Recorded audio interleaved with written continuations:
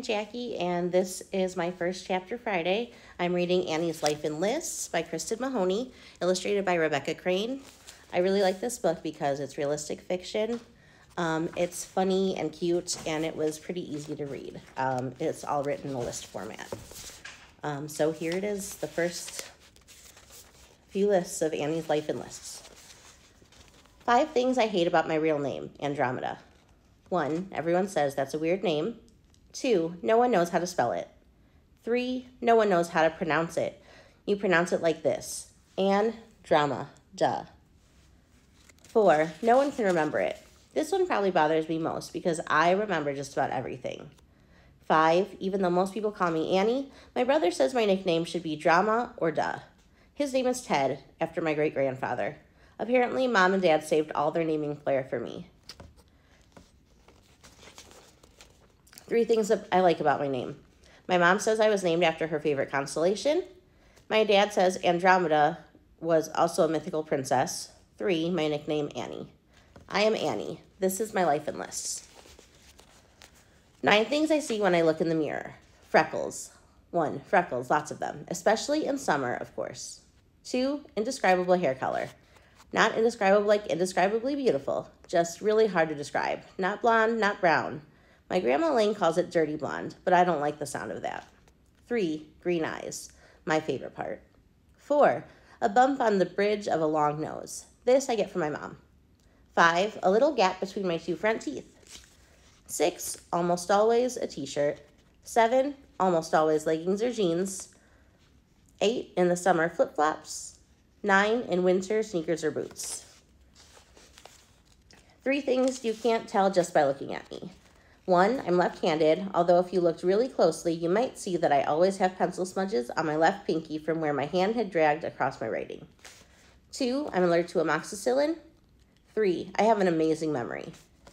5 things about my memory. 1, I have a regular memory for things like spelling tests and phone numbers. 2, I have a not-so-great memory for things like bringing permission slips back to school and putting my homework folder in my backpack. 3, I definitely do not have a crime-solving photographic memory like Cam Jansen. 4, I have a weirdly amazing memory for things about people. I remember their names, what they wore on different days, who their brothers and sisters are, what their houses look like, and what their pets are named. 5, I remember things about people that they will never remember about me.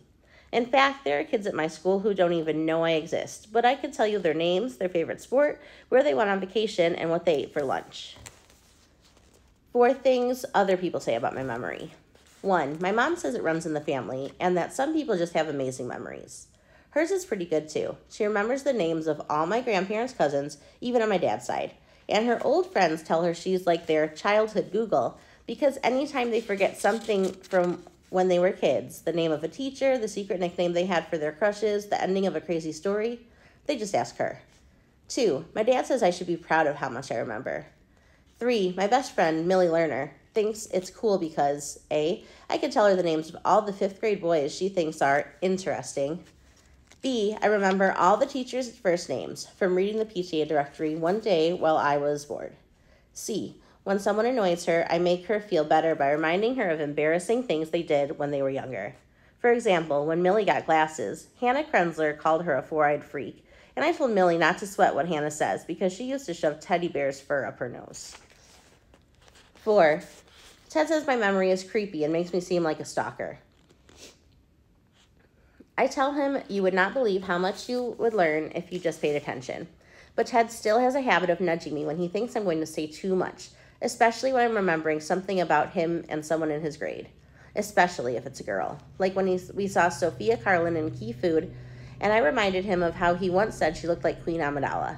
He stepped on my toe for that one, hard. What I think of my memory. 1, I won't admit this to Ted, but it can be a little embarrassing. Remembering so much about people can make you feel like no one else is as interested in you are as you are in them. For example, A, once Millie and I knocked on her neighbor Sheila's door to tell her we'd found her cat in the hallway. Sheila's son Pete had been on Ted's soccer team 3 years earlier, and all the boys called him Professor because he was always sharing weird soccer trivia that no one else knew. Of course I remembered this, so when Pete answered the door, I automatically said, "Hey, Professor, we found Mittens." He squinted at me for a second before saying, "Who are you?"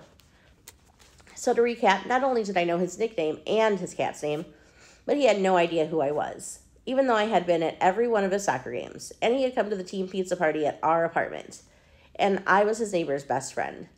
You'd think he might be embarrassed not to know me, but I somehow was the one who was blushing.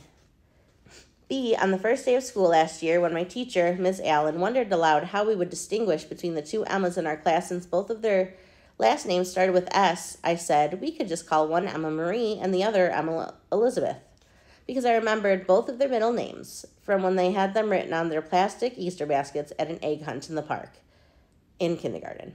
Clearly, neither Emma remembered this, though, because they both looked at me and said, "How do you know my middle name?" in stereo. Cue red face again.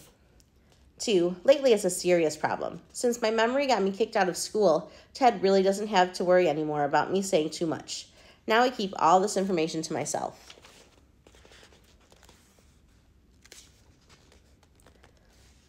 Anyway, it's not such a big idea for me to lie low like I did with Aiden and Lola because I'm a pretty quiet kid anyway. For example, 4 reasons I'm quiet. I'm listening, I'm watching, I'm thinking, I don't know what to say. The last one happens a lot. I see other people joke about things they've done together, but if I bring up something I remember about someone, I'm afraid she'll think I'm weird for remembering it. Or I'm afraid someone won't like me, so instead I don't say anything. One unique situation where I wind up talking too much. 1, when I'm nervous and the only other person in the room is an adult, especially an adult with authority. I'm not sure why I do it. Maybe I think that if I talk enough, I'll be able to keep whatever it is that I'm nervous about from happening. I know this doesn't make me special. Lots of kids probably babble when they wind up one-on-one with a teacher or a coach, or their school principal, but most kids don't have the same memory I have, so their babbling isn't such a big deal. One time, my memory and my babbling turned out to be a very big deal. 1, when I told the principal, Mr. Lawrence, that his brother looked like a dry cleaner. To find out why that was such a big deal and why Annie got kicked out of school, come pick up Annie's Life in Lists by Kristen Mahoney. Thanks. See you soon, guys.